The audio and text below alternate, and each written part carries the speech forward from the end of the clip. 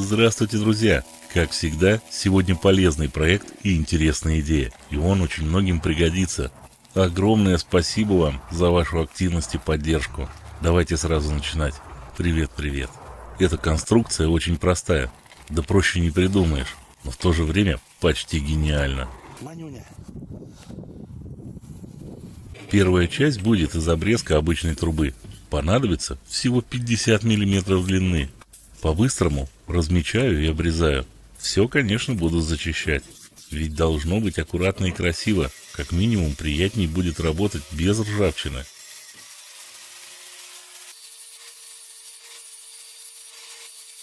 Заготовку нужно будет разрезать вдоль пополам на 2 ровные половинки.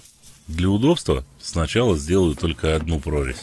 Сегодня буду использовать свой новый шурик.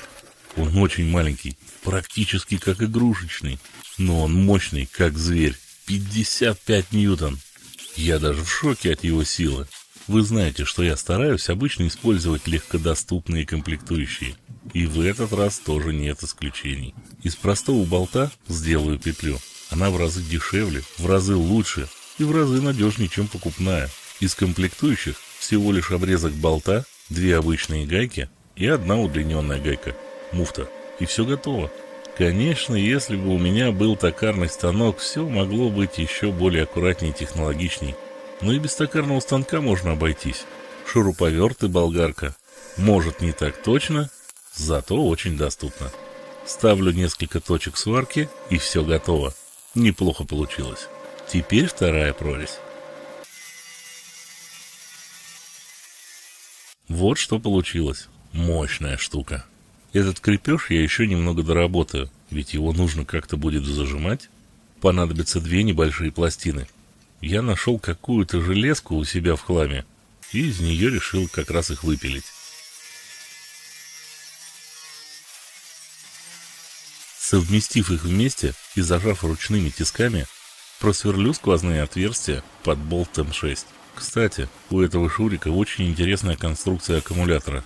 С виду он очень маленький, но половина аккумулятора находится в рукояти. Чтобы было аккуратнее и точнее, я сначала собрал крепление хомута, а потом уже буду приваривать его к основной части.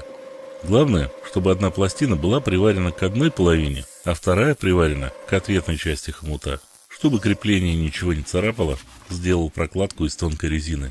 И сидеть будет все гораздо надежней. Конструкцию я буду использовать вот с этим классным бензотриммером. Это Redwerk 4-тактный. Конструкция классическая, но у него увеличенный ресурс. Пользуюсь я им примерно около года. И заодно экономит мне масло. Ведь бензин не нужно разбавлять двухтактным маслом. Совсем не нужно. А моя теща у себя на участке пользуется уже 2-й год самоходной косилкой.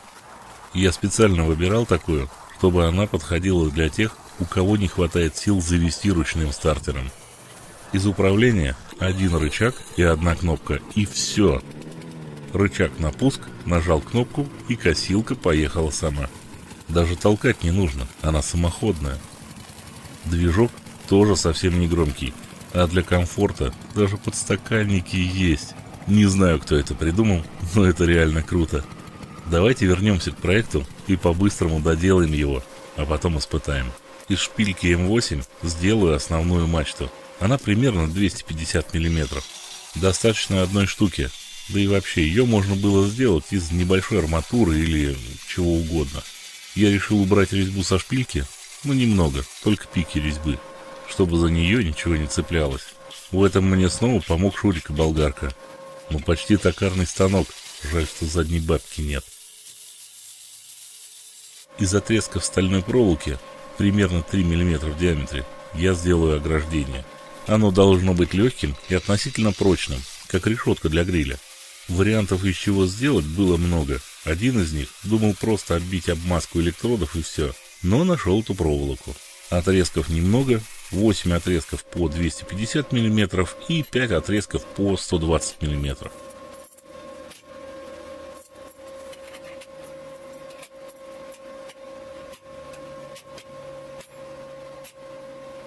Крайние отрезки решетки сварил по угольнику, ну а центральный уже на глазок.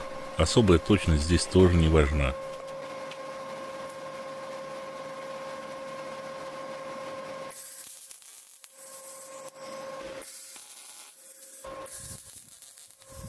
Вот такие две половинки получились.